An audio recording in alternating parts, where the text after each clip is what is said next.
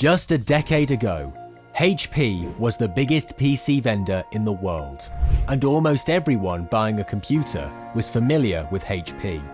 During the 90s, when computer adoption was skyrocketing, HP was 10 times larger than Apple.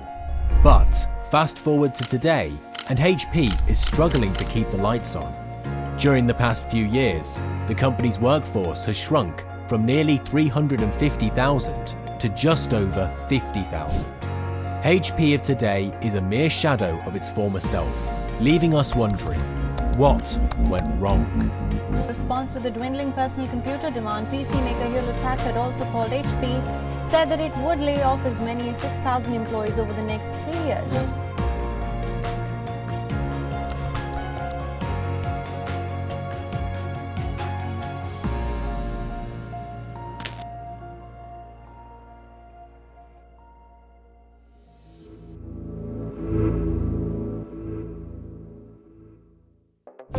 To understand what went wrong, we need to look at how everything started. Back in 1939, two clever Stanford graduates named Bill Hewlett and Dave Packard laid the foundation for what would become HP. And guess where they started? Yep, you got it. A good old garage in Palo Alto. Ah, the classic Silicon Valley garage startup story. With a flip of a coin, they decided the company would be called Hewlett-Packard, or HP for short. Their belief was simple. They could create instruments that didn't even exist yet. HP's innovative products rocked the tech world, making them a leader in measuring and testing electronic signals and devices. HP was also the inventor of programmable calculators. They even had an open office plan way before it was cool. Fun fact, the legendary duo of Steve Jobs and Steve Wozniak, the Apple pioneers, actually became friends while working at HP. Talk about destiny. But it was the 1980s that truly defined HP. David Packard, HP board chairman and Chinese officials signed contracts forming China Hewlett-Packard Company Limited. Their mantra back then was all about quality and innovation.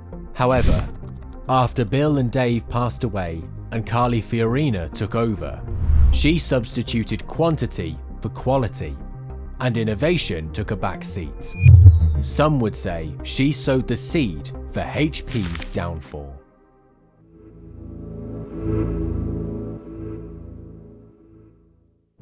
HP's decline cannot be attributed to a single factor, but rather to a series of mistakes that gradually led the company downhill.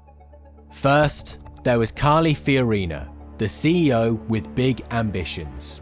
She thought merging with Compaq, a major PC manufacturer, would be a brilliant move. Turns out, not everyone agreed. Michael Dell from Dell Computers called it the dumbest deal of the decade.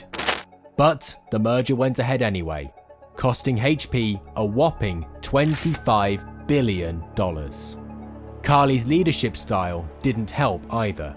She created a barrier between herself and the employees by avoiding lunch in the cafeteria, despite their pleas to join them. To make matters worse, she laid off 30,000 employees, causing a significant blow to morale and overall performance. It seemed like HP was more interested in milking their cash cow products than fostering innovation. But hey, who needs innovation when you can just milk those cash cows, right? Carly Fiorina's reign eventually came to an end when the board of directors forced her to resign in 2005. And yes, I was fired over a disagreement in the boardroom. Mark Hurd took over as CEO and brought some revenue gains and stock growth to the company. However, his tenure was short-lived. He faced accusations of sexual harassment and was found guilty of submitting false expense reports.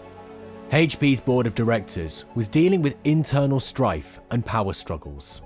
It seemed like everyone had their own agenda, and nobody could establish a true vision for the company.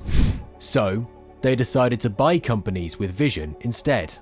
They believed that as a large corporation, it would be more expensive to experiment internally compared to acquiring innovative startups.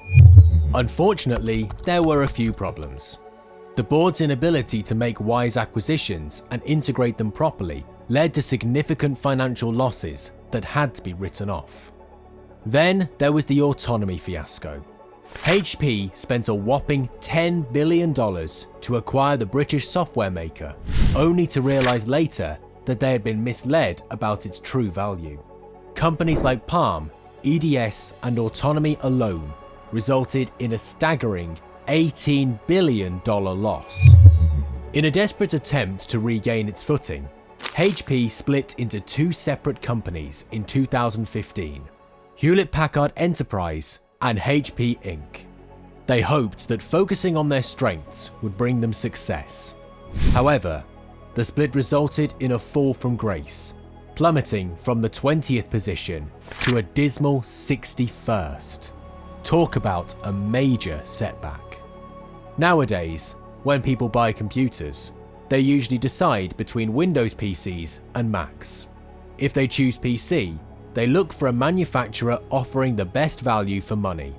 However, HP has struggled to keep up with the changing tech landscape compared to competitors like Apple, Lenovo, and Dell.